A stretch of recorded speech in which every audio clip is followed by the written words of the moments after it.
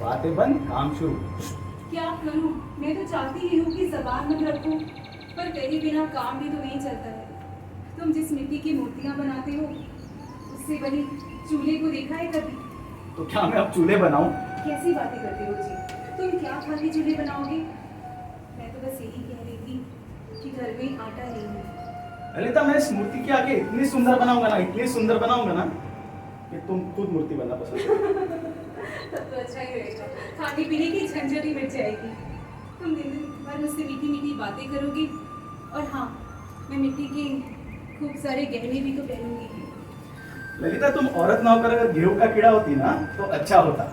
मैं आज खूबसूरती और कला की बातचीत छेड़ता और तुम हो कि अपना महाभारत खड़ा कर देती हो। अरे मैं खड़ा कर रही हूँ महाभारत? तुम्हारी जिद ही महाभारत खड़ा करती है। और फिर तुम एक कलाकार या मूर्तिकार ही तो नहीं हो, तुम एक गृहस्थ भी हो।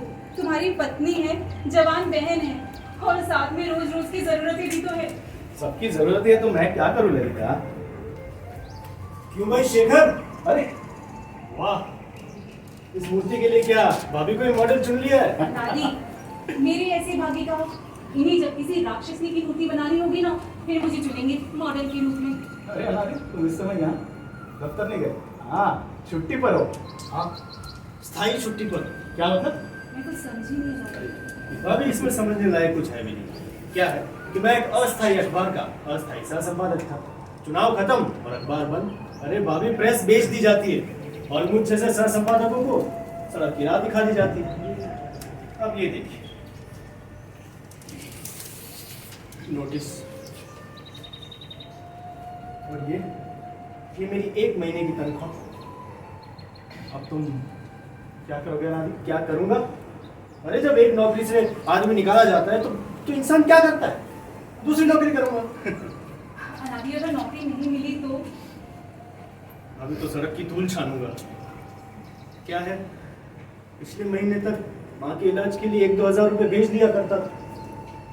खास करके एक चिट्ठी लिख दूंगा और माँ को बोल दूंगा कि माँ, या तो बिना दवा पानी के ठीक हो जाओ, या इस कठोर संसार का मोह त्याग दो। अनादि, अपनी माँ के बारे में ऐसा सोचते हुए कुछ लगता नहीं है। हाँ, अभी इसमें लगने लायक कुछ है भी नहीं। शायद आप नहीं जानती, मेरी माँ ने घर घर जाकर आटा पीस कर और बर्तन मांजकर मुझे पढ़ाया लिखाया और इतना बड़ा किया। पर मैं इतना नालायक हूं ना कि उनके लिए दवा की 2 खुराक भी नहीं जुटा पाया। इस तरह निराश होकर कैसे चलेगा अनारी? तुम्हें प्रतिभा है, मुझे विश्वास है, एक ना एक दिन तुम महान साहित्यकार बनोगे। वाह शिखर, मैं तुम्हारे यहाँ पे कला की कोई चर्चा करने नहीं आया हूँ। वो तो किसी भी सड़क के चौराहे पर बैठकर 4 निठल्ले साहित्यकारों के साथ की जा सकती है कि नहीं? मैं यहाँ पे आया हूँ चाय पीने के लिए। अब नौकरी छूट गई तो छूट गई, चाय पीना भी छोड़ दूँ? सही बात है। अनारी के लिए चाय बनाओगी? चाय? पर चाय कैसे बनेगी? कैसे बनेगी? अरे अभी स्टोव पर बनेगी, हाँ, चूल्हे पर बनेगी। अनादि, अब यहाँ की परिस्थिति तो तुमसे छिपी नहीं है। घर में दूध, शक्कर, चाय पत्ती कुछ हो तो चाय बने। क्या सच में घर पर कुछ भी नहीं है? नहीं, सब कुछ है, पर चाय तो... फिर झूठ।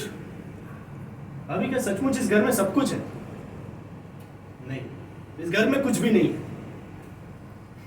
मैं रईसी को भले नहीं पहचानता, पर गरीबी को बहुत अच्छी तरह से पहचानता हूँ। अरे लंगोटिया दोस्ती है मेरी गरीबी से। इस घर में ये रंग बिरंगी चित्र है, ये खूबसूरत मूर्ति है, पर शाम के खाने के लिए आटा नहीं। अब मैं आपको कैसे विश्वास दिलाऊं कि भगवान की दया से हमारे पास सब कुछ है? हम गरीबों का भी खुश है अनारी। फिर वही झूठ, फिर वही धोखेबाजी। शेखर, ये मिडिल क्लास आदमी कब अपने आप को धोखा देना छोड़ेगा? अगर गरीब हो तो छाती ठोककर बोलो कि तुम गरीब हो, और अगर भूखे हो तो चिल्ला चिल्ला कर बोलो कि तुम भूखे हो। लेकिन तुम शेखर, तुम उस मिडिल क्लास परिवार से हो ना, जो भूखे रहने के बाद भी डकार लेने का नाटक करता है। अनादि! क्या अनादि? और भाभी, आप इस कलाकार के चक्कर में मत आइए। ये अपने पीछे और अपने आदर्शों के पीछे खुद तो भूखा मरेगा, आपको भी भूखा मारेगा।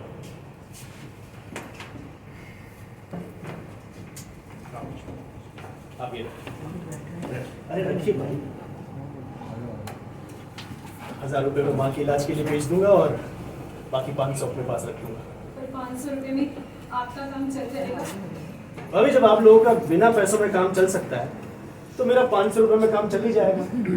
इस कलाकार महोदय को आज भरपेट खाना खिलाइए और जब मांगे चाय भी पिलाइए। और अगर फालतू सिद्धांत की बात करें ना तो मुझसे बात कीजिए। मैं तुमसे पैसे नहीं ले सकता अनादि। दुनिया क्या कहेगी? अरे आग लगा दो इस दुनिया को। दुनिया क्या कहेगी? शेखर एक बात बताओ, जब तुम्हारे घर में दूध शक्कर चाय ये सब कुछ नहीं था तो क्या दुनिया वाले आए थे तुमसे पूछने कि कहो कलाकार शेखर आज तुमने चाय पिया? नहीं आए थे ना। दुनिया क्या कहेगी? और अभी ये पैसे देकर मैं आप पे कोई एहसान नहीं कर रहा। आज मेरे पास थे तो आपको दे दिए, कल आपके पास हो गए वापस दे दो। अब शेखर चले, बाजू के होटल में चाय बहुत बढ़िया मिलती है। मूर्ति, इसकी आंखें। अरे गोली मारो इस मूर्ति की आंखों को, बाद में कर लेना। चलो पहले चाय पी ले। अच्छा ठीक है।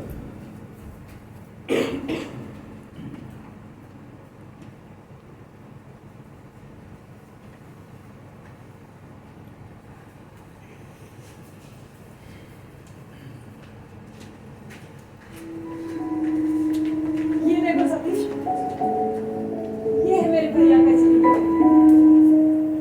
यही उस कलाकार की अखंड साधना चलती है। यही वो टूटा फूटा घर है जहाँ माटी खूबसूरती की भाषा बोलती है। इतना महान कलाकार और इतना गरीब। नीलू, ये सरस्वती का मंदिर भले ही हो, पर है लक्ष्मी का खंडहर। ठीक है। अच्छा ये देखो सतीश, ये मूर्ति अभी पूरी नहीं बनी है, फिर भी कितनी सुंदर है ना? सुंदर तो है पर ऐसा नहीं। कभी कभी तो मुझे लगता है नीलू कि तुम इस गरीबी के कीचड़ में खिला हुआ सुनहरा कमल। तुम लोगों ने लड़कियों की तारीफ कर करके उसमें अहंकार भर दिया है। पर तुमने वो अहंकार कहा? तुम तो इतनी सुंदर हो, ना तो कोई श्रृंगार ना बनावट। नीलू, तुम्हारी सुंदरता सादगी में है। मैं कहूँ कि सादगी ही तुम्हारी सुंदरता है। नहीं सतीश, ये सादगी तो मेरे मजबूरी के कारण है। तुम शायद नहीं जानते कि गरीबों के यहाँ तो खूबसूरती भी एक अभिशाप है, और खूबसूरती को सम्मान पूर्वक जीवित रखना है तो उसके लिए पैसे चाहिए। नीलू, मैं जानता हूँ कि तुम लोग गरीब हो और उतने ही स्वाभिमानी भी हो। अगर आज मैं तुम्हारे भैया की मदद करना चाहूँ तो वो उसे भीख समझकर ठुकरा दूँ। नीलू, तुम्हारे भैया के पास प्रतिभा है। अगर वो जैसा दुनिया चाहती है वैसे चित्र और मूर्तियां बनाए तो गरीबी कल ही दूर हो नहीं सकती है। सतीश, भैया समझौता नहीं कर सकते। वो तो वैसे ही चित्र बनाएंगे जो उनकी आत्मा के स्वर बोलते हो, और एक बार वो मर जाना पसंद करेंगे लेकिन अपने कला के आदर्शों से नहीं गिर सकते। और नीलू, तुम भी अपनी सुंदरता को इस गरीबी की चक्की में घिस कर रख दोगी। तो क्या करूं सतीश, मेरे सामने और कौन सा रास्ता बच रहा है? तुम तो करोड़पति के लड़के हो, पैसों से खेलते हो, इसलिए तुम इस तरह से सोच सकते हो। पर मेरे पास इस खूबसूरती के अलावा और क्या है? नीलू, तुम्हारी खूबसूरती ही सब कुछ नहीं है। क्या धन और खूबसूरती का समझौता नहीं कर सकता? मैं तुम्हारा मतलब नहीं समझ सकती। नीलू, क्या मुझे साफ साफ ही कहना पड़ेगा? मैं तुमसे प्यार करता हूँ नीलू, और मुझे पूरा यकीन है तुम भी मुझसे प्यार करती हो, बस कह नहीं सकती। सतीश, तुम सच में मुझसे प्यार करते हो या फिर मेरी खूबसूरती से? नीलू, अगर मुझे सिर्फ तुम्हारी खूबसूरती से प्यार होता तो मुझे इतनी बड़ी बड़ी भूमिका निभाने की जरूरत ही क्या थी? रूप तो बाजारों में भी खरीदा जा सकता है, पैसों से क्या नहीं खरीदा जा सकता? सब कुछ खरीदा जा सकता है। नीलू, तुम्हारा तन जितना सुंदर है उतना सुंदर मन भी है, और इसीलिए मैं तुमसे प्यार करता हूँ। पर मैं कैसे विश्वास करूं सतीश? मेरा तो मन कांप उठता है। नीलू, अपने प्यार की सच्चाई के लिए कौन सा सबूत दूं? मैं उन पैसे वाले लड़कों में से नहीं हूं जो लड़की को सिर्फ एक खिलौना समझे। सतीश, मेरा ये मतलब नहीं है। हम लोग अपनी जिंदगी में इतना भुगत चुके हैं कि अब और ठोकरें खाने की ताकत नहीं है। नीलू, ऐसा कुछ नहीं होगा, मुझ पर विश्वास रखो। मैं तुम्हें एक महारानी की तरह रखूंगा, तुम पर अपना सब कुछ लुटा दूंगा नीलू, सब कुछ लुटा दूंगा। सतीश, अभी बुला रही है। नीलू, फिर कब मिलाऊंगा? शाम में जाओ। करने का मन तो नहीं कर रहा। अभी बुला रही है। ठीक है, ठीक है। जाओ।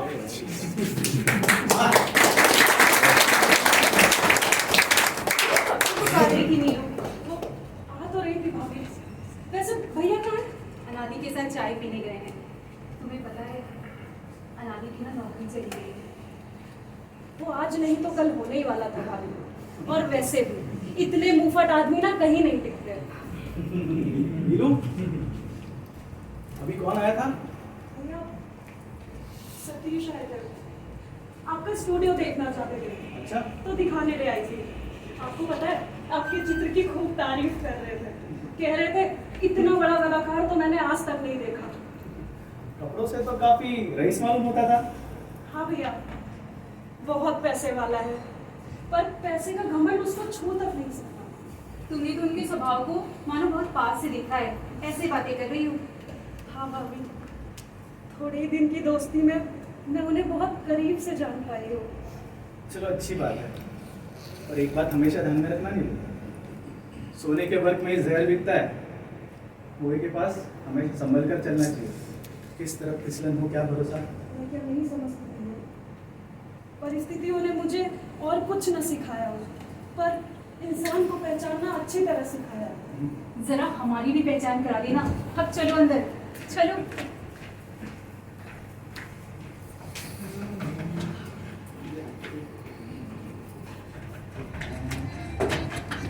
कौन है?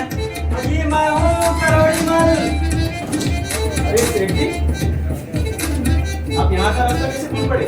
रास्ता नहीं भूला जी, आपका बड़ा नाम सुना है। सुना है आप अच्छी अच्छी फोटो बनाते हैं, मूर्ति बनाते हैं, देखने आ गया। हाँ तो देख लीजिएगा। देखिए सेठ जी, और थोड़ा दूर से देखिएगा, नहीं तो आप छोटे सिक्के की तरह पास ले जाके देखेंगे। जी आप मुझे क्या इतना उल्लू समझते हैं?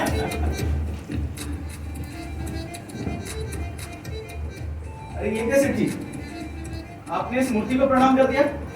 हाँ जी, माता भगवती को कैसे प्रणाम नहीं करूंगा? अरे इन्हीं के आशीष से तो बरकत है। धन्य हो सेठ जी, ये माता भगवती की मूर्ति नहीं, ये तो एक अल्लड़ स्त्री की मूर्ति है। धन्य है। आइए बैठिए। शेखर बाबू, मैं तो कुछ और ही समझा था। हाँ शेखर बाबू जी, आप शायद नहीं जानते हैं, मैं इस पूरे शहर में वनस्पति घी का सबसे बड़ा व्यापारी हूँ। अच्छा। जनाब कई लोग तो मुझे वनस्पति सम्राट सेठ करोड़ी मल भी कहते हैं। तो कहिए वनस्पति सम्राट सेठ करोड़ीमल जी, मैं आपकी क्या सेवा कर सकता हूँ? अजी सेवक तो हम हैं। यहाँ के कवि धुरंधर जी ने एक एहसान कर दिया मेरे ऊपर। कवि धुरंधर जी ने आपका एहसान किया? जरा हम भी तो सुने क्या एहसान है। अजी मेरे वनस्पति घी पर एक कविता लिख दी। अच्छा। क्या जानदार चीज लिखी है शेखर बाबू। हाँ एक ही कविता ने खपत बढ़ा दी। जनाब मेरा इरादा तो उनसे एक वनस्पति रामायण लिखवाने का है। क्या वो लिखेंगे? अरे लिखेंगे और जरूर लिखेंगे। जब गुसाई तुलसीदास इतनी लंबी चौड़ी रामायण फोकट में लिख गए, तो क्या एक कबीरा पैसा लेकर नहीं लिखेंगे? इसी तरह आप भी हम पर एक एहसान कर दीजिए। अरे सेठ जी पहले बताइए तो सही कि एहसान क्या है। बस सेठानी का तस्वीर बना दीजिए। बड़ी जिद्दी है शेखर बाबू। मैंने कहा कि फोटो खिंचवा लो तो मुंह फुलाकर बैठ गई। उठिए भाई। कहने लगी मैं तो तैली चित्र ही बनवाऊंगी। हाँ। और वो भी जनाब आपसे। अब चाहे आप उनका तैली चित्र बनाइए या वनस्पति चित्र बनाइए। पर मुझे एक खास समझ में नहीं आता सेठ जी, इस बुढ़ापे में सेठानी जी को तेज चित्र बनाने का कैसे सूझा? अजी अभी बुढ़ापा कहाँ, अभी तो 18 साल की है। अजी साहब, लोग तो एक बीवी के नखरे उठाते उठाते नाक में रोते हैं, यहाँ तो चौथी है। बाप रे। अब तो आपकी बेटी जैसी लगती होगी। अजी लगने से क्या होता है, मैं मानू तब ना।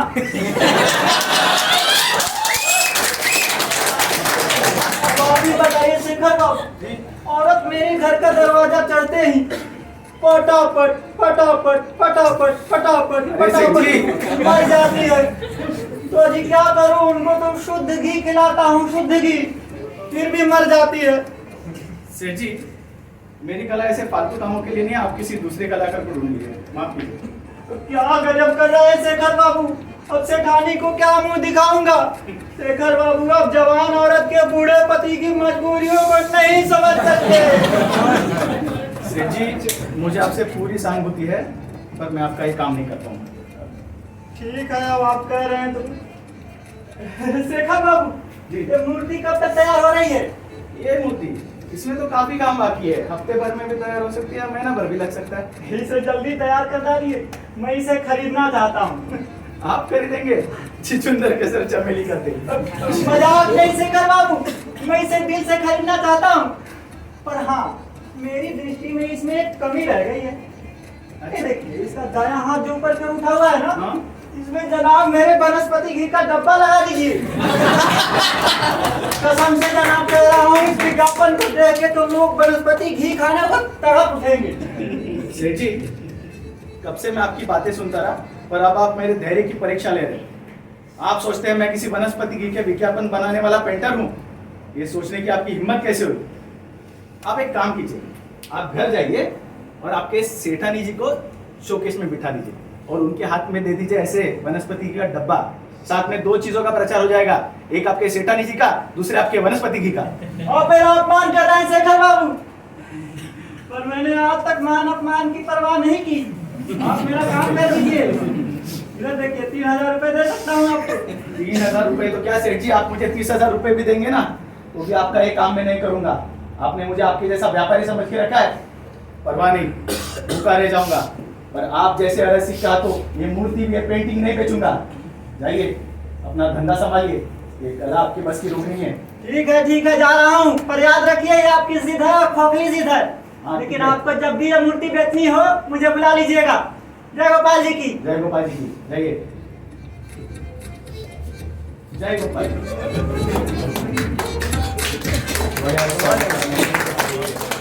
उस सेठ को क्यों लौटा दिया? पूरे 3000 रुपए दे रहा था। 3000 कम होते हैं क्या? कितना सारा कर्जा चुक जाता, घर में कुछ नई चीजें आ जाती, पर नहीं, तुम्हारी जिद के आगे किसी की चलती है। ललिता, फिर वही बात, उस सेठ के हाथों भेज देता इस सौंदर्य की प्रतिमा को, उस सेठ के हाथों भेज देता जिसे कला का एक अक्षर तक नहीं आता है। ठीक है, तुम्हें जो करना है तुम वो करो। शेखर, शेखर, शेखर, जल्दी चलो, मेरे साथ चलो। कहाँ जाना है? अरे जहाँ मैं कह रहा हूँ वहाँ चलो ना। अरे पहले बताओ तो सही, जाना कहाँ है? अरे दिल्ली से विजेंद्र आए हैं। विजेंद्र क्या कहा? हाँ। कब आए विजेंद्र? कब आए ये बात में बताऊंगा, पहले चलो ना। अरे चित्र के बारे में बातचीत करना चाहते चलो थे। चलो चलो, काम हो गया ना, कम से कम किसी महान कलाकार से मुलाकात हो जाएगी। चलो चलो चलो, ललिता बाहर जा रहा हूँ, देरी से लौटूंगा। ठीक है? चले भी गए। अजीब है, छन भी गरम, छन भी ठंडे।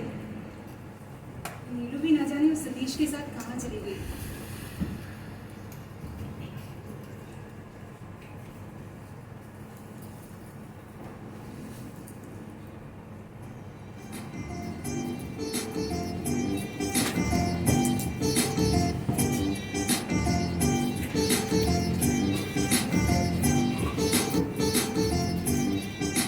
कोयल, कोयल नाम है मेरा। जितना मीठा नाम है ना मेरा, इतनी ही कड़वी जुबान है मेरी। पर प्यार से लोग मुझे कुहू बोलते हैं।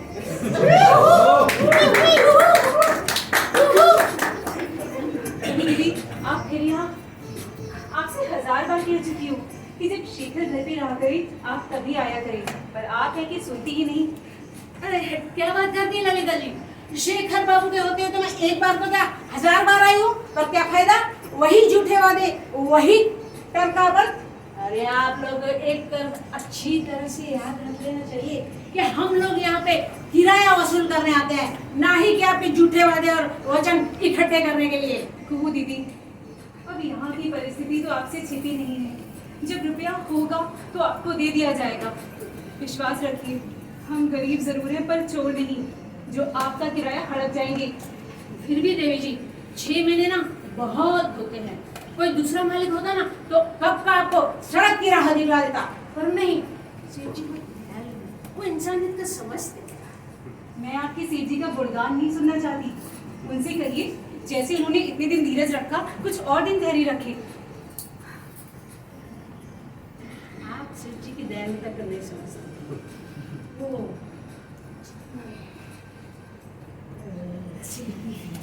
कहूँ दीदी, अपनी जबान बंद कीजिए और चाहिए यहाँ से।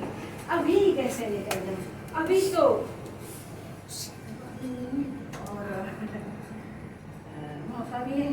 सेठ जी ने आपको बदलने से चाहते हैं। वो तो बस आपके मुस्कान के भूखे हैं, बस वही दे दीजिए। अब बस भी कीजिए। आप औरत भी हैं या फिर जहरीली नागिन। मैं कहती हूँ आप तुरंत यहाँ से निकल जाइए। ठीक है, जाती हूँ, पर मैं भी देखती हूँ किराया कैसे वसूल किया जाता है। कोयल, कोयल नाम है मेरा। जितना मीठा नाम है मेरा, उतनी ही कड़वी जुबान है मेरी। तो प्यार से लोग मुझे क्या कहते हैं?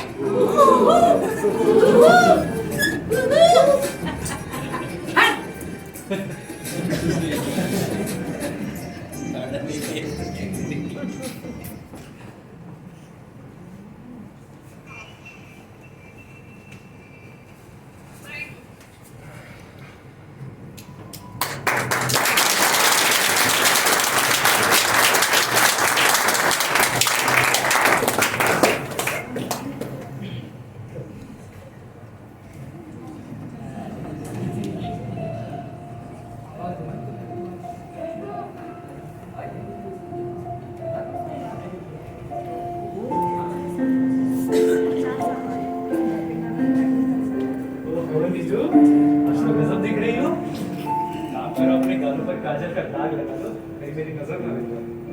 तुम्हारी नजर वो तो कब की लगी हुई है। सतीश, बोलो मुझे तुमसे कुछ सीरियस बात करनी है। सीरियस बात?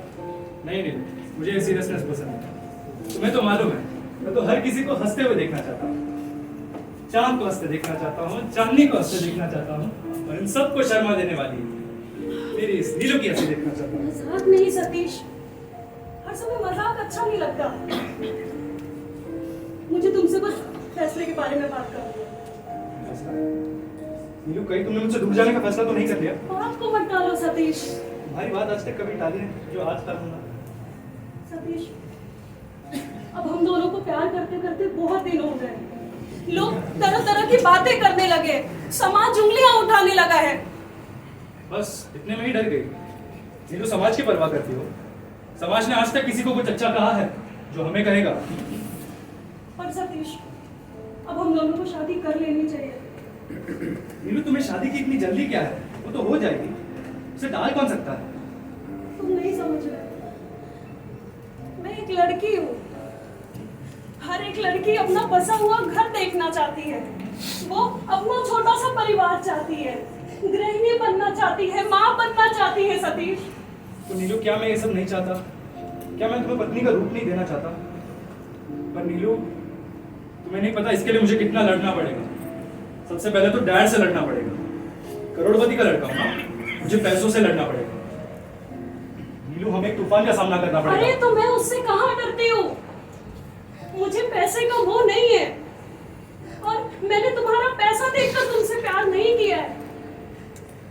मुझे तो मुसीबतों से भी डर नहीं लगता। तुम साथ रहोगे तो सब कुछ हंसते हंसते झेलूंगी। बस तुम्हारा सहारा चाहिए सतीश। तो नीलू, मैं कहा तुम्हें बेसहारा कर रहा हूँ। बस कुछ महीने रुक जाओ, फिर देखना हमारी शादी होती है या नहीं। सतीश, क्या सतीश? नीलू, इसका साफ मतलब यही है कि तुम्हें मुझ पर विश्वास नहीं रहा। सतीश, सतीश। नीलू, मैं नहीं समझता था तुम इतनी जल्दी मुझ पर अपना विश्वास खो दोगे। मेरी ही गलती है जो मैंने तुमसे प्यार किया। सतीश, मुझे तुम पर पूरा भरोसा है। तुम पे भरोसा नहीं करूंगी तो किस पे करूंगी? मैं यही सुनना चाहता था नीलू, यही सुनना चाहता था। मैं तुम्हारे लिए जा रही हूँ।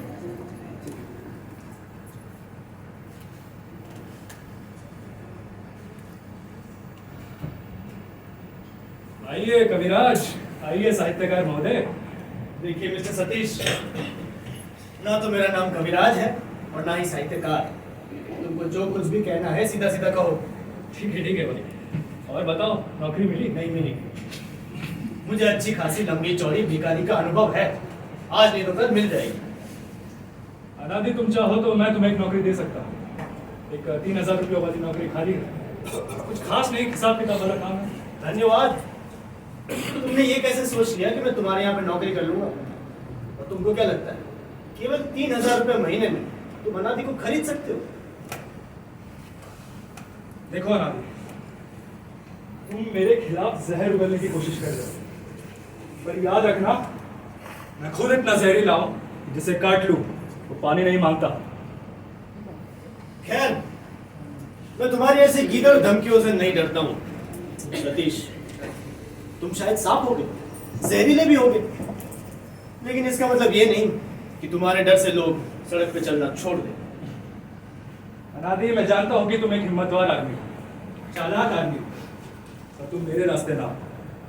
नीलू से तुम प्यार करते हो, ये मुझसे छुपा नहीं है, और शायद तुम्हारा प्यार सच्चा भी हो। और तुम में इतनी हिम्मत कहाँ कि तुम नीलू को जाके कहो कि मैं तुमसे प्यार करता हूँ। सतीश, मैं उन लोगों में से नहीं हूं जो प्यार का ढिंढोरा पीटता फिरे। मैं जानता हूं कि तुमने नीलू की आंखों में सोने की चमक भर दी है, पैसों का गहरा नशा भर दिया है, लेकिन एक बात याद रखना, इस नशे को उतरते हुए देर नहीं लगेगी। अनादि, धन वो नशा है जो छूते ही अपना असर दिखाने लगता है, इसीलिए कह रहा हूँ तुम अपनी जिद छोड़ दो। नहीं, और मैं जानता हूं कि तुम केवल नीलू के सुंदर शरीर को चाहते हो, और एक न एक दिन इस बात का खुलासा जरूर होगा। ठीक है, चिल्लाओ, और जोर से चिल्लाओ, और नीलू को मेरे खिलाफ भड़काने की कोशिश करो, और फिर खुद देख लेना कि तुम्हारी क्या हालत होती है। सतीश, बात याद रखना, नीलू मुझे मिले चाहे ना मिले, तुम्हें कभी नहीं मिलेगी। देखते हैं।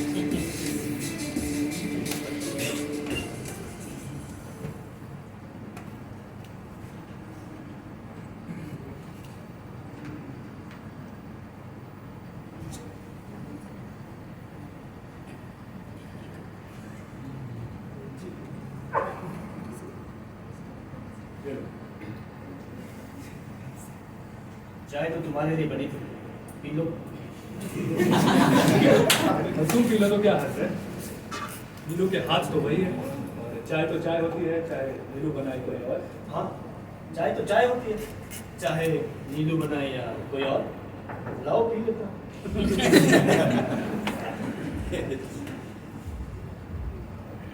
पर नीलू, तुम्हें तो बुरा नहीं लगेगा ना? मुझे क्यों बुरा लगेगा? अच्छा नीलू, मैं शाम को जौहरी के यहाँ जा रहा था, एक 15 लाख रुपयों का हार का ऑर्डर दिया था, हाथ शायद बन गया होगा, तुम चलोगे मेरे साथ? तुम खुद चले जाओ। चाय टेस्टी है। P low.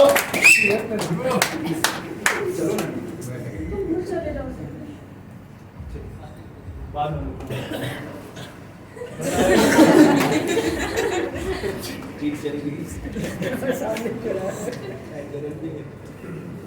नीलू, हाँ मैं तुमसे कुछ पूछना चाहता हूँ, पूछूं? हाँ, तो पूछिए। नीलू, तुम जिस भयानक रास्ते पे चल पड़ी हो, क्या लौट नहीं सकती? अनादि, प्यार करने को आप भयानक काम करना कह रहे हैं। नहीं नहीं नीलू, प्यार तो इंसान इसीलिए करता है ताकि चैन से जी सके, लेकिन तुम जो कर रही हो वो प्यार नहीं, आत्महत्या है। अनादि, ये मेरा पर्सनल मैटर है, और मैं चाहे भगवान से प्यार करूं या फिर हैवान से, इससे आपको क्या लेना देना है? देना देना है, देना देना है नीलू। मैं जानता हूं कि प्यार अंधा होता है, लेकिन प्यार करने वालों की तो आंखें होती है।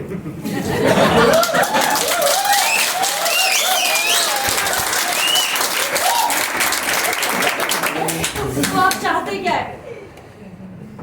मैं ये चाहता हूं कि तुम उस सतीश का साथ छोड़ दो। अनादि, ये नहीं हो सकता। नीलू, मैं तुम्हें कह रहा हूं उस कमीने का साथ छोड़ अनादि, दो। बस बहुत हो चुका, चले जाओ यहां से।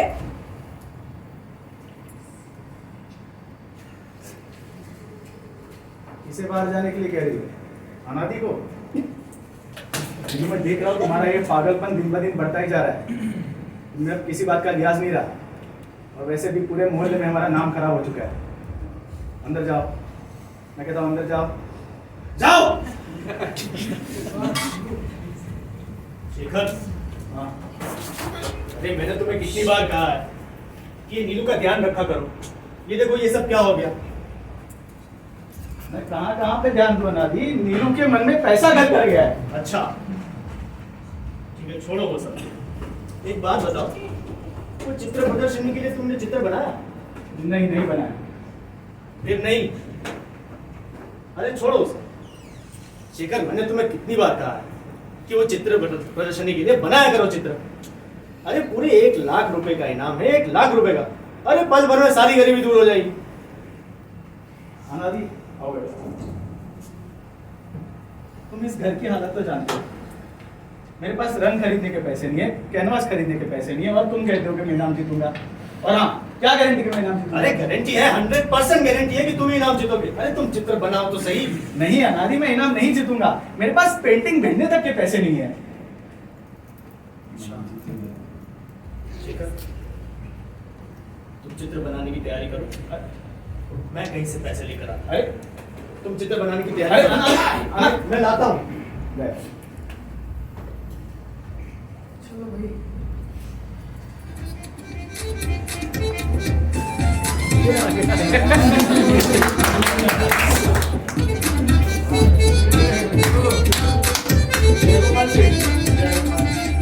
आपने फिर से आने की तकलीफ की, आपकी चौथी सेठानी जी की तस्वीर बन गई। अजी अब उनकी तस्वीर बनने का कोई सवाल ही नहीं उठता। क्यों? तो इस दुनिया से मिल गए।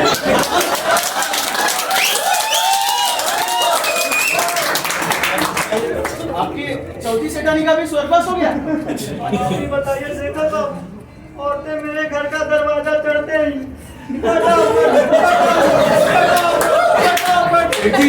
मर जाती है, तो क्या करूं? उनको तो शुद्ध घी खिलाता हूँ, शुद्ध घी। शुद्ध घी। अब आपके शादी की जिद छोड़िए और भागवत भजन कीजिए। अजी अपने लिए कहाँ ब्याह कर रहा फिर हूँ, किसके लिए कर रहे हैं? बाल बच्चों के लिए कर रहा हूँ। सेठ जी, अब तो आपके बच्चे भी काफी बड़े बड़े हो गए होंगे। अब उनके शादी की फिक्र कीजिए, उसकी शादी का मोह त्याग दीजिए। अब तो आपकी उम्र भी काफी हो चुकी है। अजी अभी मेरी उम्र ही क्या है? शेखर बाबू, आप विश्वास नहीं करेंगे, जब मैं पैदा हुआ था ना, हाँ। मेरे पिताजी की उम्र 55 साल की थी। शेखर बाबू, मैं ऐसी लड़की की शादी करना चाहता हूँ ना जो मरे ही नहीं। आप भी हद करते हैं सेठ जी। और शेखर बाबू, हमकी किस्मत से ऐसा परिवार मिला है ना, वहाँ की लड़कियां जहाँ भी गई है, पहले पति मरा है, बाद में वो मरी है। उस लड़की की 3 बहनें विधवा हो चुकी है। तो आप चौथी को भी विधवा कर देना चाहते हैं? अब उसके भाग्य में जो है वो शेखर बाबू, ये शादी आपकी मदद के बगैर नहीं हो पाएगा। मेरी मदद के बिना आपने क्या मुझे पौरोहित समझ के रखा है? अरे ऐसी बात नहीं है शेखर बाबू, तो और सब तो जम गया। लड़की वाले मेरी तस्वीर देखना चाहते हैं, उन्हें संदेह है कि मैं बूढ़ा हो गया हूँ। मैं एकदम बूढ़ा हो गया हूँ शेखर बाबू। नहीं नहीं, मुझे क्या किसी पागल मुझे ने काटा है जो आपको बुरा कहूंगा? अरे तो आप मुझे बूढ़ा नहीं समझते ना, तो बस मेरी एक बढ़िया रोबदार तस्वीर बना दीजिए। ऐसी बढ़िया की लड़की तो लड़की, लड़की के घर वाले भी तड़प उठे, बिल्कुल हीरो की तरह। सेठ जी, आपको पता है ना दरवाजा कहाँ है? तो दरवाजा देखिए, रास्ता नापिए। पर शेखर बाबू, मेरी शादी अरे सेठ जी, जाइए यहाँ से। जय गोपाल जी की। जय गोपाल जी की। अरे हाँ शेखर बाबू, अरे एक काम कीजिए, बोल लीजिए, इसमें मेरा फोटो क्लिक कीजिए और एडिट करके मुझे जवान बना दीजिए। अरे सेठ जी, मैं मूर्तिकार हूँ, चित्रकार हूँ, एडिटर नहीं हूँ। आप किसी एडिटर को खोज लीजिए, जाइए। तो आप नहीं करेंगे? नहीं करूंगा। जय गोपाल जी जय की। गोपाल जी की। अरे जाइए यहाँ से सेठ जी। अरे,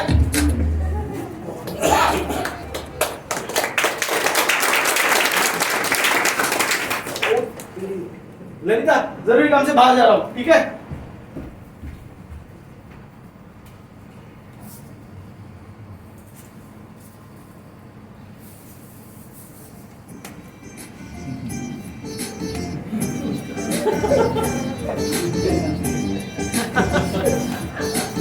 वेल नाम है मेरा। मीठा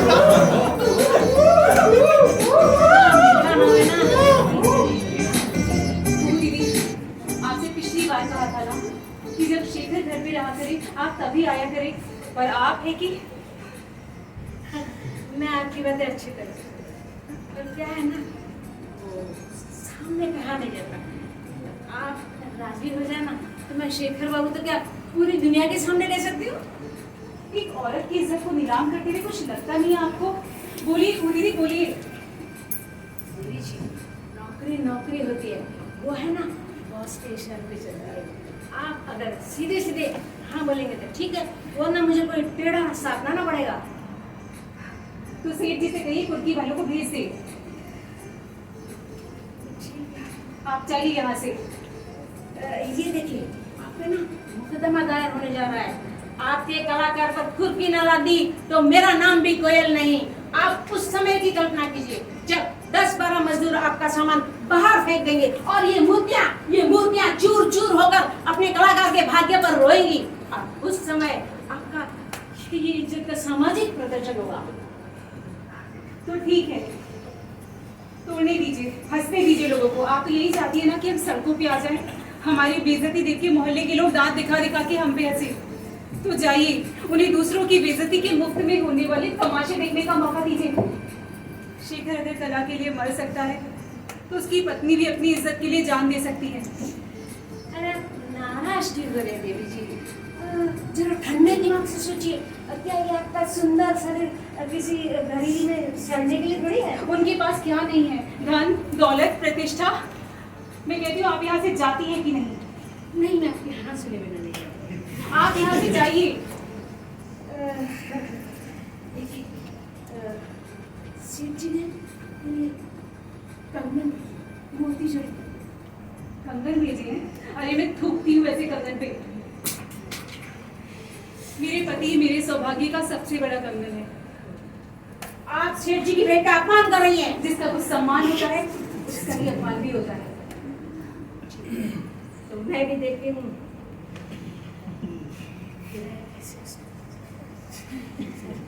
आपके कलाकार पर कुर्की न ला दी तो मेरा नाम भी कोयल नहीं, कोयल नाम है मेरा। जितना मीठा नाम है मेरा, मेरी कड़वी जुबान है मेरी। तो प्यार से लोग मुझे क्या कहते हैं?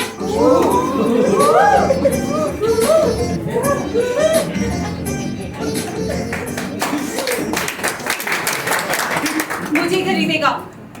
ललिता मर जाएगी पर बिकेगी नहीं।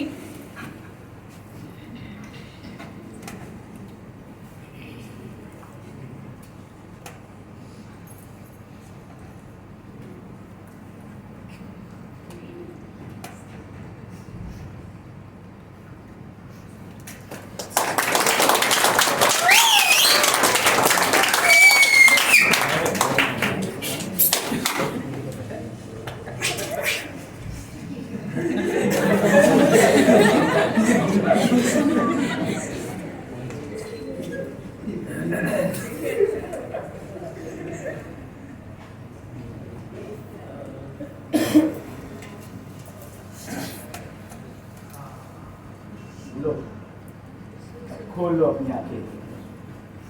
अब मेरे जीवन के आसमान पर एक नए आशाओं का सूरज उग रहा है। मेरे जीवन के आसमान से ममता का चमकने वाला सूरज सदा के लिए डूब गया। शेखर, ये तुम क्या कह रहे हो नानी? क्या हुआ? मेरी माँ मर गई। शेखर,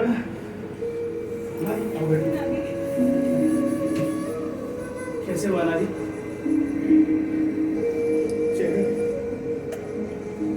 हफ्ते भर पहले ही मर गई थी वो। जब वो मरी तो उसके मुंह में पानी की तो बूंदे डालने वाला भी कोई नहीं था। इस तरह गई है वो। संभालो अपने आप को अनादि। शायद तुम्हारे और तुम्हारे माँ का साथ इतना ही था। नहीं शेखर, नहीं। अगर उसे अच्छा घर मिलता, अपने बेटे से सुख मिलता, अच्छा खाना मिलता, तो वो और जीती। इतनी जल्दी मरने वाली नहीं थी वो। शेखर, वो मौत से नहीं मरी है, उसे गरीबी ने निगल लिया। गरीबी ने निगल लिया।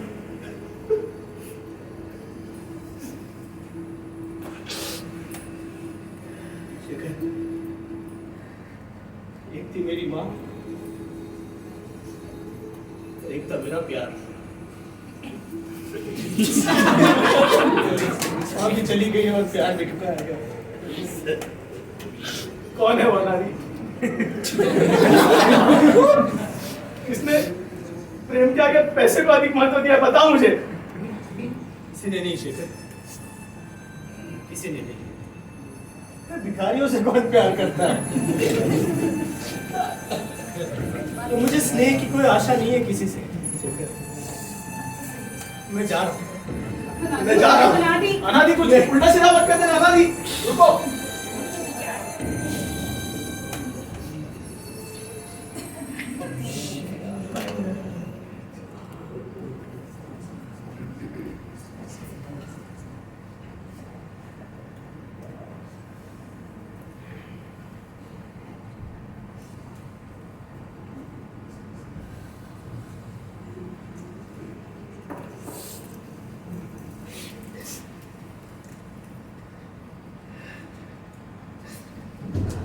अनादि मुझे माफ कर। अनादि का नाम जब रही हो नीलू, सतीश, उस पटियाला साहित्य का किया अनादि? अनादि चले गए। चले गए? बहुत अच्छा। तुम कितने निर्दयी हो। बेचारे की माँ मर गई है। बेचारे की माँ मर गई? बहुत बुरा हुआ नीलू, पर एक बात अच्छी हुई। अब वो अनादि सब चिंताओं से मुक्त होकर साहित्य सेवा कर सके। सतीश, दुनिया में किस किस की परवाह करती रहोगी नीलू? अच्छा बताओ, मैंने तुम्हारे लिए क्या लाया है? मैं नहीं जानती तुम मेरे लिए क्या लाए हो। मैं जानना भी नहीं चाहती।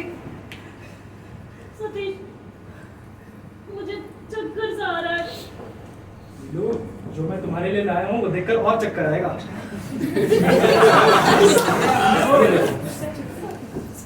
ये हार देखो नीलू, इस मूर्तिका की 7 पीढ़ियों ने भी ऐसा हार नहीं देखा। ये 15 लाख रुपयों का है। पर परवाह नहीं, मेरी इस हीरो के लिए कुछ भी। अरे मुझे नहीं चाहिए तुम्हारा ये हाल। सतीश, मुझसे शादी कर लो। नीलू, तुम हर बात पे इतनी जल्दबाजी क्यों करती हो? पहले हार तो पहनो। देखो, ये 15 लाख रुपए का हार तुम्हारे गले से लिपट कर क्या हुआ नीलू? सतीश, नीलू, नीलू, नीलू, नीलू, नीलू, सतीश, नीलू क्या हो गया? पता नहीं नीलू। सतीश, अब मैं डॉक्टर को बुला के लाता हूँ। नीलू, क्या हुआ? नीलू, क्या हुआ? मुझे क्या हो गया नीलू? नीलू, बच्ची, उठ। नीलू, क्या हुआ? नीलू माँ बनने वाली है।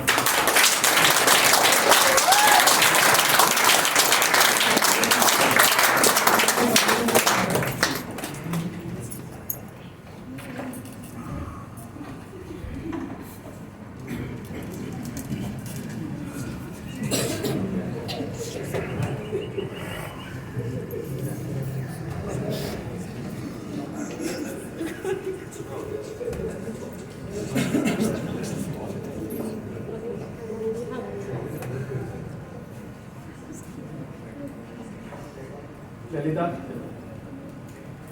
उस प्रदर्शनी का नतीजा आ गया है। क्या प्रदर्शनी का नतीजा आ गया है? लाओ बाटू देखूं।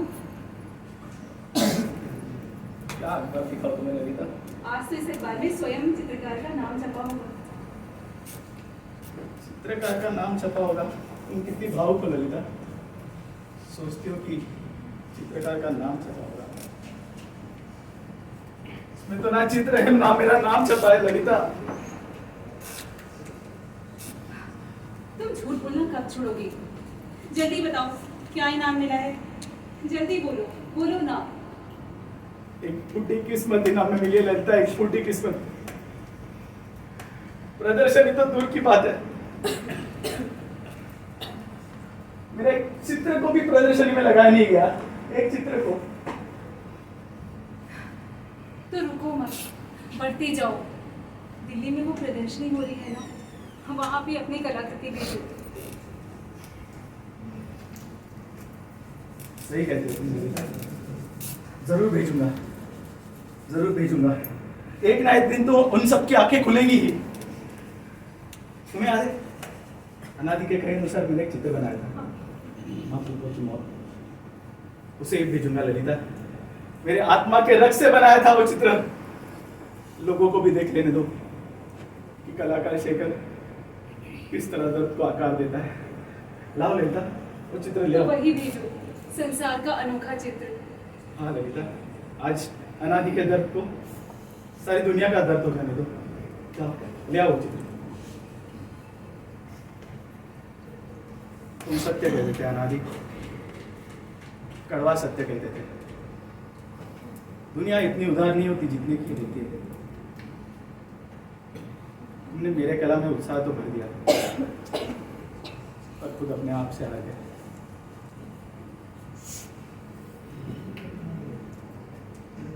अरे चित्र कहाँ है? नहीं मिला। मैं खुद हैरान हूँ कि 2 महीने पहले बनाया हुआ चित्र मैंने बड़ी जतन से वहां रखा था, पर अब तो वो वहां दिखाई भी नहीं देता। न जाने कहाँ चला गया है। ठीक से ढूंढो उसे ललिता, ठीक से खोजो, यही कहीं होगा। ठीक से ढूंढो उसे। मैंने खुद वो चित्र वहां रखा था, उसे वहां से कौन हटा सकता है? और इस घर में कौन तुम्हारी कला के प्रति इतना उदार हो सकता है? वो चित्र निश्चित रूप से ही वहां नहीं है। तो कहाँ गया वो चित्र ललिता? क्या इस घर की दीवारें उस चित्र को खा गई? ललिता, जो चित्र मेरे जीवन के साधना के मंदिर का सबसे ऊंचा कलश है। मेरे अनादि के दर्द का जीता जाता सबूत है वो चित्र। कौन ले गया वो चित्र? किसने मेरे हाथ काट दिए? क्या तुम फिर से वो चित्र नहीं बना सकते? एक बार कोशिश क्यों नहीं करते? नहीं ललिता, चित्रकला फोटोग्राफी नहीं है। तुम इसे क्या इतना आसान काम समझती हो? मेरे पास रंग है, मेरे पास तुलिका है, पर अब मेरे पास वो क्षण नहीं है जिस क्षण में मैंने उस चित्र का निर्माण किया था। एक ऐसा चित्र जो अकेला ही मुझे अमर बना देता। एक बार फिर से कोशिश करो।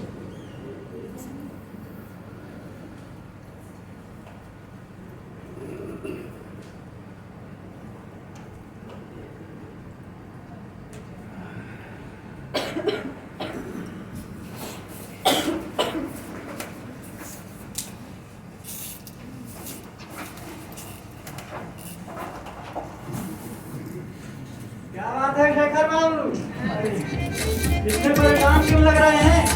क्या इनाम नहीं मिला?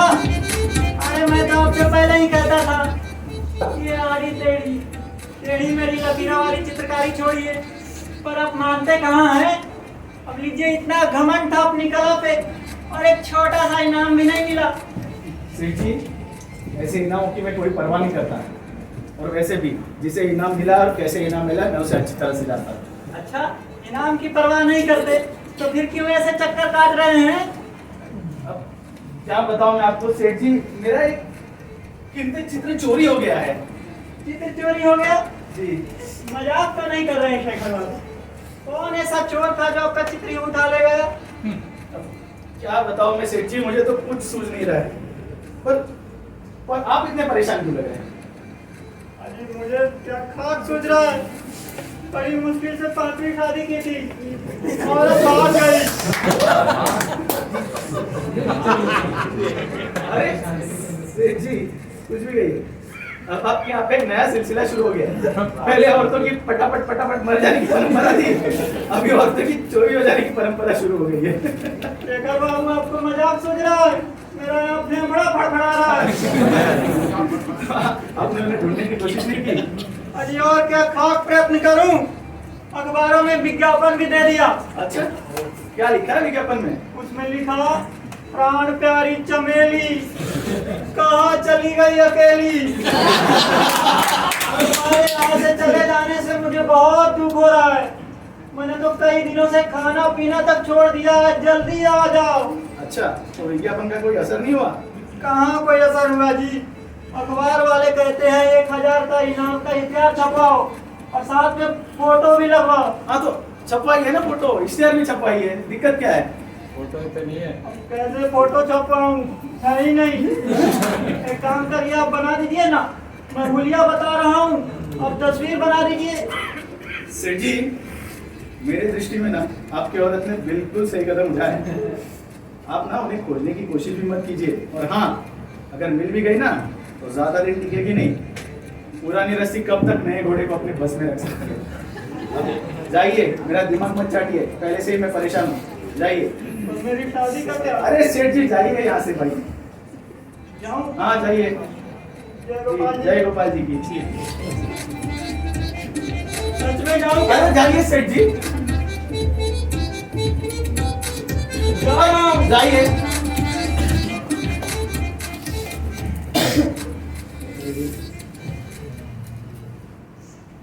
चित्र मिला? नहीं मिला, जरूर चोरी हो गया है।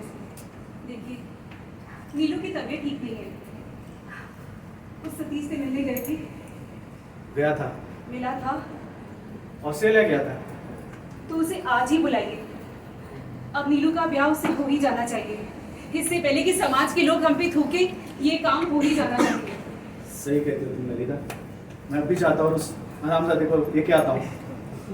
काश आज अनादि होता, उस नीच की गर्दन मरोड़ के रख देता वो। अब जाओ भी, अब जले पर नमक छिड़कने से क्या फायदा।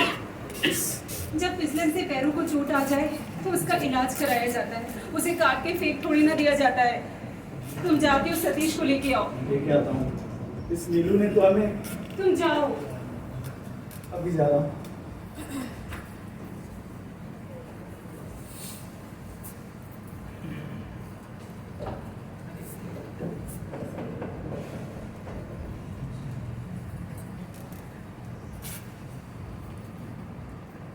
कौन है?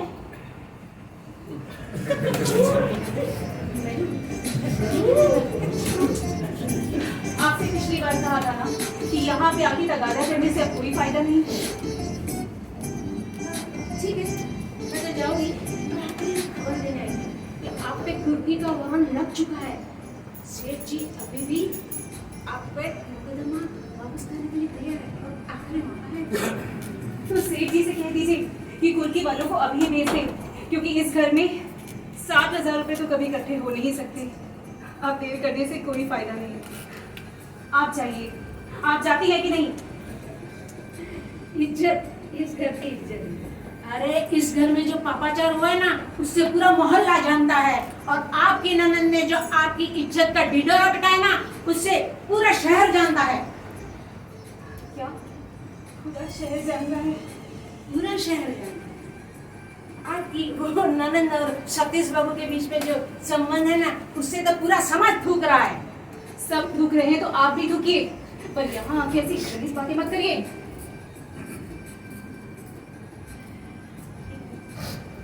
तो आप इस तरह नहीं मानेंगे? कह तो दिया ना, आप जाइए कुर्की कराइए, चाहे तो इस घर को आग भी लगा दीजिए। तो आप मुझे कुर्की कराने पर मजबूर कर रही हैं। इस कुर्की से जो आपकी दुर्गति होगी ना, इसके लिए आप तैयार रहना। जब 10-12 मजदूर आपका सामान बाहर फेंक देंगे और रही सही इज्जत का भी सामाजिक प्रदर्शन होगा। ठीक है, जाइए कुर्की कराइए, सामान फेंक दीजिए। मैं आप किसी विपत्ति से नहीं डरती। मैंने अपना दिल बहुत ही मजबूत कर लिया है। आप जाइए, वरना मैं अपने पति से कह के आपको धक्के मार के इस घर से बाहर निकलवा दूंगी। जाइए। और आप इस तरह नहीं मानेंगी। मैं भी देखती हूँ कौन किसको धक्के मार के बाहर फेंकता है। कोयल, कोयल नाम है मेरा। जितना मीठा नाम है ना मेरा, इतनी कड़वी जुबान है मेरी। और लोग मुझे क्या कहते हैं?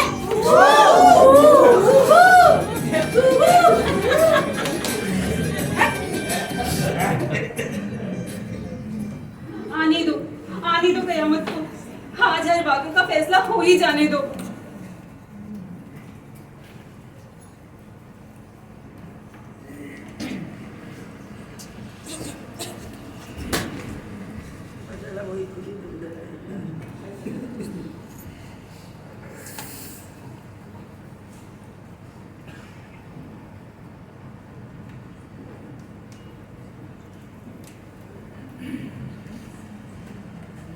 नीलू कहाँ?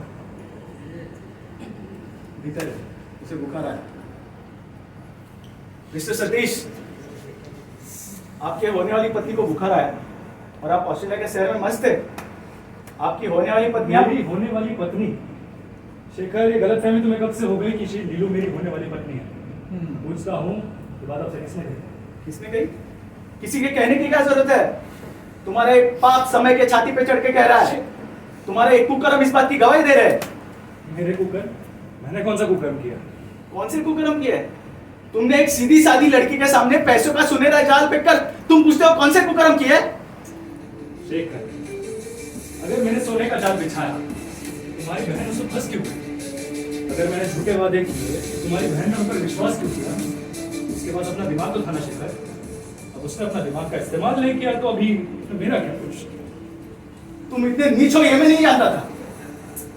शेखर, मैं नीच हूं, ये दुनिया जानती है और शायद थोड़ा बहुत तुम भी जानते थे, फिर भी तुमने अपनी बहन को नहीं रोका। अब तुम ही बताओ इसमें मेरा क्या दोष? तो तुम नीलू से शादी नहीं करोगे? नहीं, मैं ये बेवकूफी नहीं कर सकता। अच्छा, अपराध करने की बुद्धिमानी कर सकते हो? मैं पूछता हूँ ऐसी कौन सी कमी हमारे नीलू में जो तुम उससे शादी नहीं करोगे? शेखर, मैं पहले भी बता चुका हूँ कि मैं एक बिजनेसमैन का लड़का हूँ। हर चीज को बिजनेस की तरह नजर से ही देखता हूँ। अपनी शादी को भी बिजनेस की नजर से ही देखूंगा। अगर अपनी शादी में 1 करोड़ रुपए नहीं कमाए तो कैसी शादी? हाँ, तो नीलू का क्या होगा? मैं पूछता हूँ उस बच्ची का क्या होगा? वो कहाँ कहाँ तुम्हारा बाप ढूंढती फिरेगी? सतीश, तुम्हें नीलू से शादी करनी होगी। ये जबरदस्ती है। मैं कहता हूँ मैं नीलू से शादी नहीं करूंगा। तुम मेरी बदनामी ही करोगे ना? शौक से करो। अगर मुझे बदनामी से डर लगता तो मैं ऐसे काम ही क्यों करता? तो तुम्हारे उस बच्चे का क्या होगा? क्या होगा? उसे शौक से किसी अनाथालय में भर्ती करा दो। नीच ऐसा कहते हुए तुम्हें कुछ लगता नहीं है? शेखर, इस तरह गुस्सा होने में समय बर्बाद करना बेकार है। मुझसे अनजाने में वही गलती हो गई जिससे मैं बचना चाहता था। मैं आपके सामने हाथ जोड़ती हूँ, हाथ जोड़ के अपनी नीलू के लिए भीख मांगती हूँ। सतीश, भगवान के लिए मेरी नीलू की जिंदगी बर्बाद मत कीजिए। मैं आपके पैर पड़ती हूँ।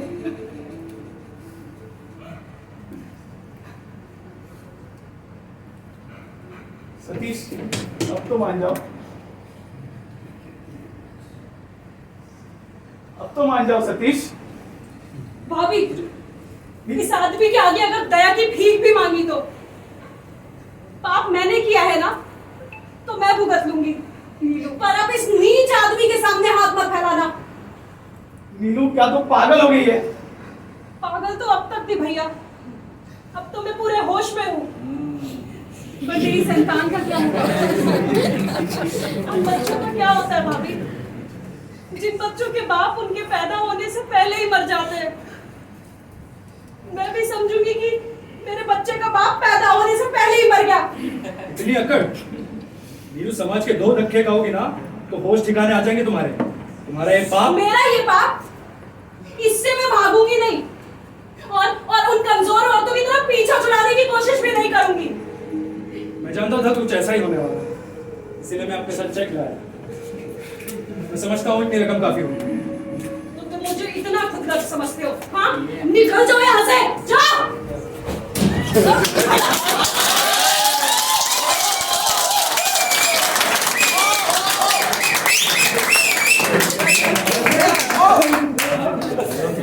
क्या कर दिया नीलू? क्या तू पागल हो गई है? बिल्कुल ठीक किया भैया। नहीं, तूने ठीक नहीं किया। मैंने बिल्कुल ठीक किया भैया। नीलू, मैंने तुझे इतना स्नेह दिया, इतना प्रेम दिया, न जाने तू किस जन्म का बदला ले रही है मुझसे। आप मैंने किया है ना, तो मैं भुगत लूंगी। आपने मुझे कितना प्यार किया, पर मैं अब जा रही हूँ इस घर से। नहीं नीलू, नीलू, नीलू, नीलू, नहीं नीलू, अनादि। आओ।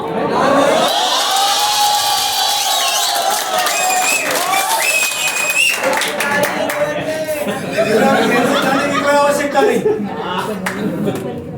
हाँ नीलू, अब तुम्हें इस घर से जाने की कोई जरूरत नहीं। बिल्कुल ठीक कह रहा हूँ शेखर, इस घर की इज्जत इस घर से बाहर नहीं जाएगी। नीलू, तुम्हें अब कहीं भी जाने की कोई आवश्यकता नहीं। तुम्हारा अनादि जो आ गया नीलू की हालत मैं सब जानता हूँ शेखर। फिर भी आप, जी भाभी, मैं जानता हूँ नीलू, समाज की दृष्टि में जो कुछ भी है मेरी दृष्टि में नहीं। अरे चौंको मत शेखर। नीलू से मैं बहुत वर्षों से प्यार करता आ रहा हूँ, पर कभी कह नहीं सका। लेकिन आज मैं अपने आप को रोक नहीं पाया। नीलू, क्या मैं अभी उतना ही बुरा हूं कि मुझ पर विश्वास नहीं किया जा सकता? तुम्हें पैसा चाहिए था ना? देखो मेरे पास पैसा भी है।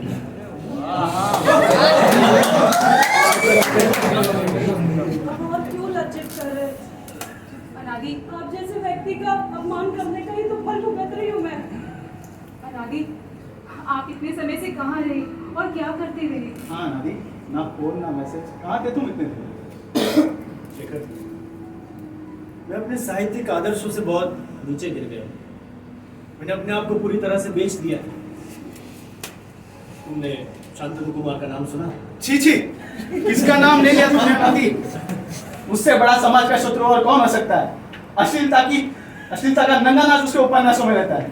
लेकिन शेखर, तुम्हें पता है कि उसके पहले उपन्यास की कितनी प्रतियां बिकी है?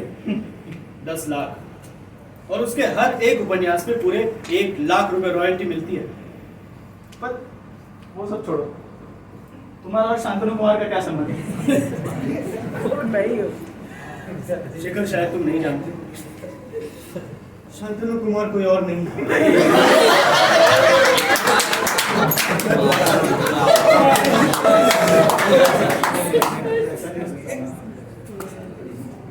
ऐसा ही है शेखर। मैं ही हूँ शांतनु कुमार, जिसने व्यभिचार, वासना और जलती जवानी उपन्यास लिखे हैं।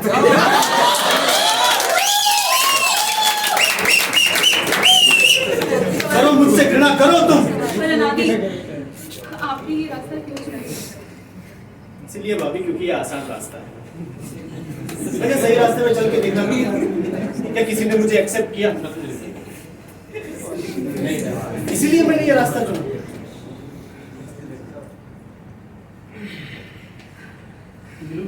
अनादि के लिए चाय बनाओ।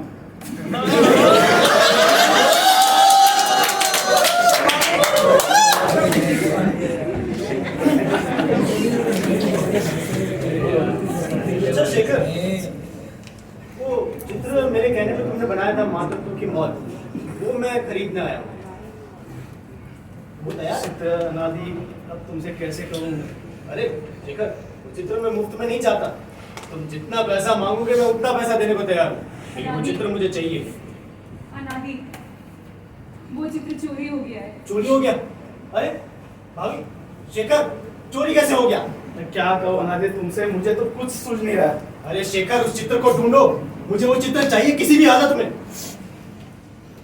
क्या बोलूं मैं अनादि तुम्हें?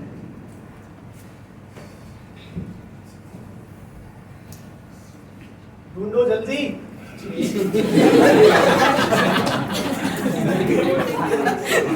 लगता है कुर्की वाली ही आई होगी। अरे रुकिए भाभी, आप मैं देख सेठी ने कुर्की वालों को ही भेजा होगा। मैं देख के, आप टेंशन मत लीजिए भाभी। अनादि क्यों? आने तो मुसीबत।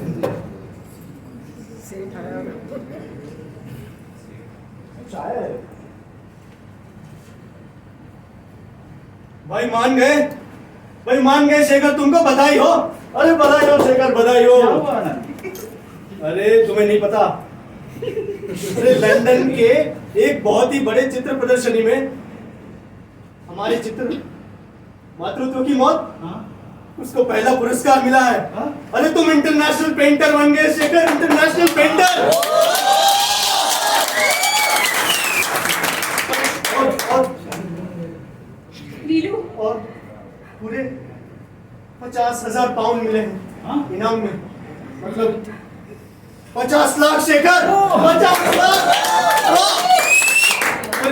पर ये कैसे हो गया? नीलू, तेरे भैया को अंतर्राष्ट्रीय चित्र प्रदर्शनी में पहला पुरस्कार मिला है, पूरे 50 लाख रुपए। वो तो मैं जानती थी। तू किससे जानती थी? मैं क्यों ना जानती? आपसे छिपाकर चित्र भी तो मैंने ही दिया था। नीलू, आज तूने तेरे भाई को मैं तेरे उपकार कभी नहीं भूलूंगा, कभी नहीं भूलूंगा। भैया, अब तो विदेशियों को भी आपको महान चित्रकार मानना ही पड़ा ना। हाँ नीलू, और अब देखना अपने देश में भी आपका कितना नाम होगा। हाँ नीलू। वैसे चाय हो जाता है।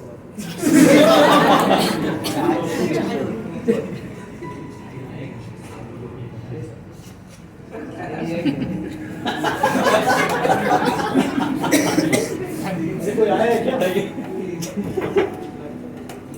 कौन है? शेखर बाबू बाजू हटिए, मजदूर आ रहे हैं, आपका सामान सब बाहर देंगे। ये देखिए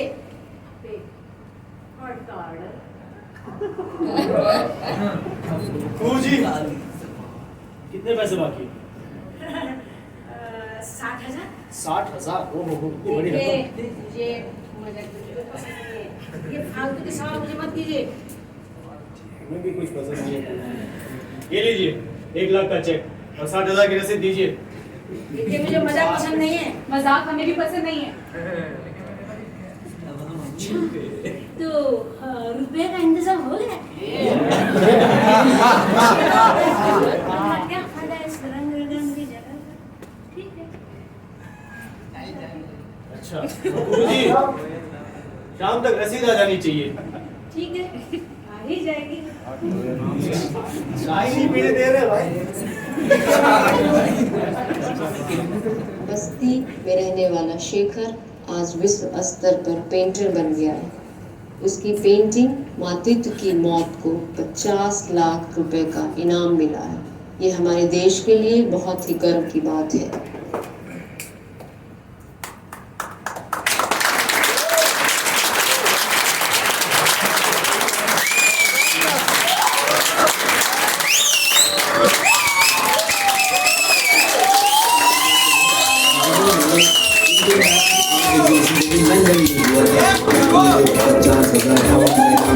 और इस देश का नाम रोशन किया है। हम बधाइयाँ देते हैं शेखर को कि उसकी फैमिली और वो बड़ी खुश रहे, आबाद रहे और वो ऐसे चित्र आगे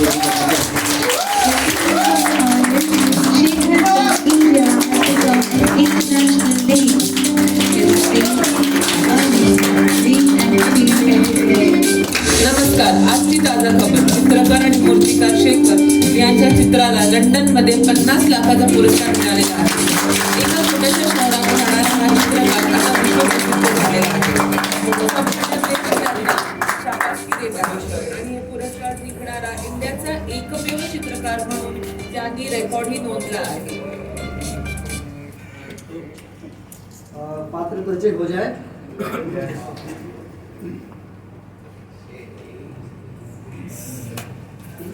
नमस्कार।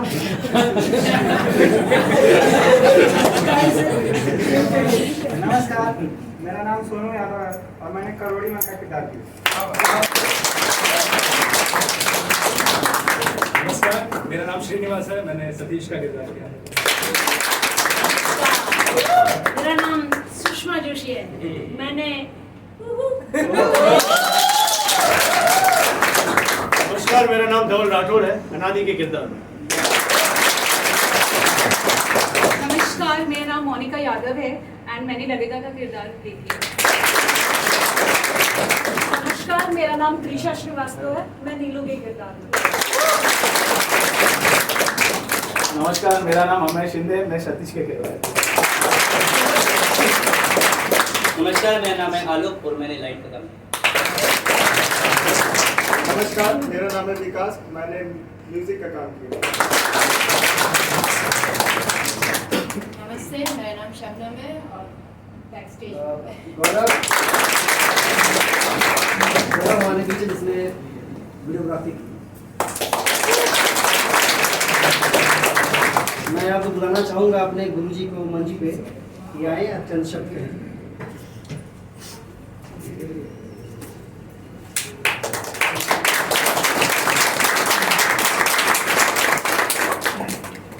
मेरा नाम आनंद मिश्रा है, रंगमंच से जुड़ा हूँ और 40 वर्षों तक रंगमंच किया है।